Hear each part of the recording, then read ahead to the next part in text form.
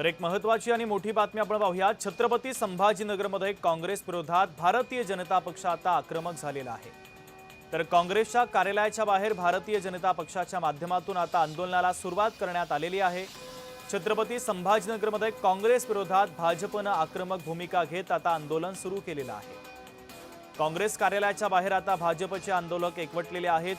भारतीय जनता पक्षाने काँग्रेसच्या विरोधामध्ये हे आक्रमकपणे आंदोलन सुरू केलेलं आहे।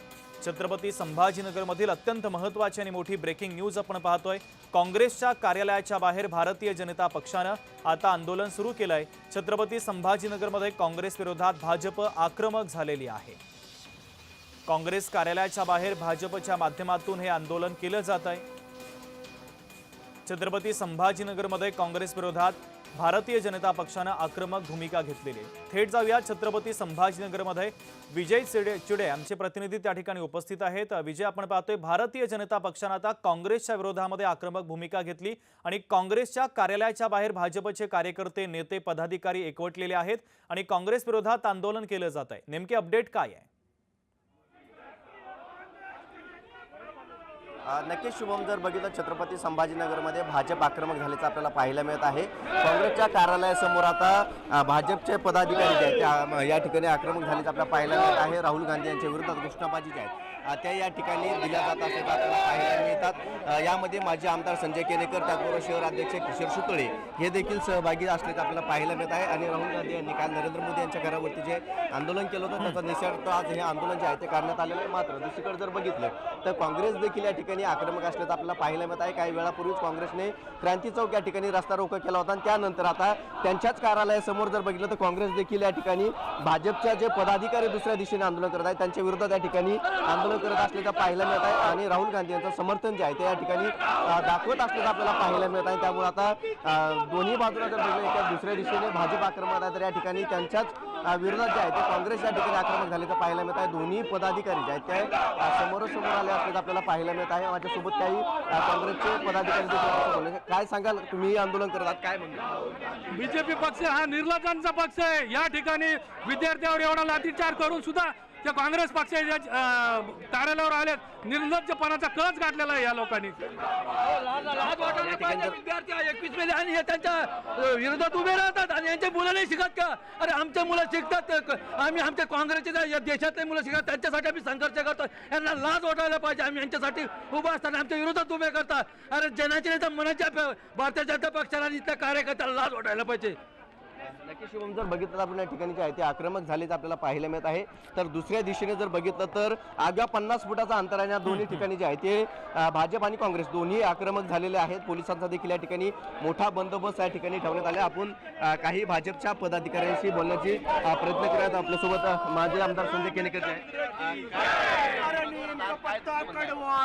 राहुल गांधी हद्दपार झालेल्या काँग्रेसनं या देशात अराजकता माजवण्याचं काम केलंय आणि अराजकता माजून नव्हे तर देशद्रोह्यांना घेऊन युवकांना भडकवण्याचं काम केलं।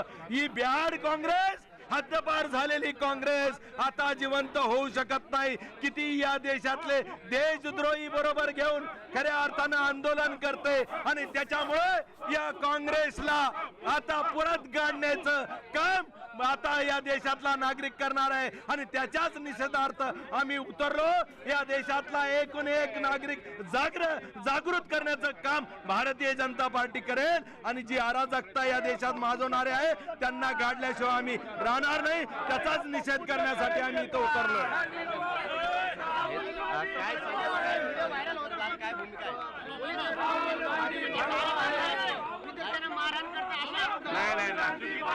त्या ठिकाणी जे आहे ते भाजप देखील आक्रमक झाल्याचं पाहायला मिळतं। राहुल गांधी यांच्या विरोधात घोषणाबाजी जी आहे ती या ठिकाणी दिली जात असल्याचं पाहायला मिळत आहे।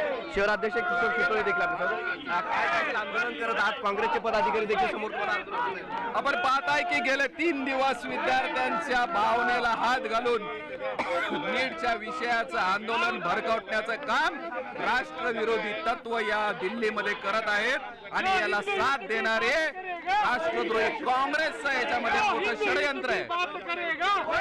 28 वेळा ज्यांच्या काळामध्ये पेपर लीक झाला त्या काँग्रेसला प्रश्न विचारण्याचा अधिकार नाही. आपले गृहमंत्री अमित भाई शहांनी सांगितलं की तुम्ही या प्रश्नावर संसदेत चर्चा करा. किती वेळा चर्चा करायची, किती बोलायची, काय करायचं याच्याबद्दल काँग्रेस चर्चा करायला तयार नाही. त्यांना फक्त आणि फक्त देश अशांत करायचा आहे आणि देश अशांत करून गुंडागर्दी करायची.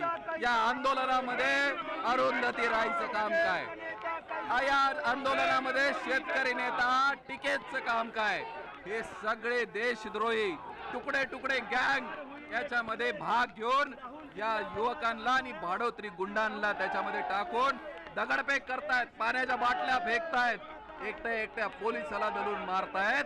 हे आमचे भारतीय युवक नाहीत, हे काँग्रेसचे भाडोत्री गुंड आहेत. यांचा बंदोबस्त झाल्याशिवाय राहणार नाही. म्हणून आम्ही आज या काँग्रेसच्या कार्यालयासमोर आंदोलन आक्रमक झाले असल्याचं पाहायला मिळत आहे आणि राहुल गांधी यांच्या विरोधात घोषणाबाजी ज्या आहेत त्या केल्या जात असतात आपल्याला पाहायला मिळत आहे. मंत्री अतुल सावे देखील या ठिकाणी आंदोलन ठीक आहे, पुढे येणार नाही आम्ही.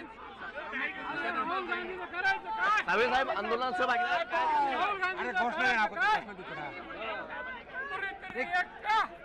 पाच मिनिट घोषणा तर देऊ द्या आम्हाला. 5 मिनिट रुको, 5 मिनिट रुको. घोषणा देऊ.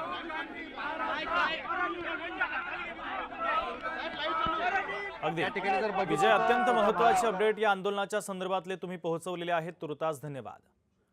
तर छत्रपती संभाजीनगरमध्ये काँग्रेस विरोधात भारतीय जनता पक्षानं आक्रमक भूमिका घेतलेली आहे आणि काँग्रेसच्या कार्यालयाच्या बाहेरच भारतीय जनता पक्षाचे हे सगळे नेते एकवटलेत. जोरदार घोषणाबाजी केली जाते आणि तीव्र पद्धतीचं आंदोलन सुद्धा केलं जात आहे.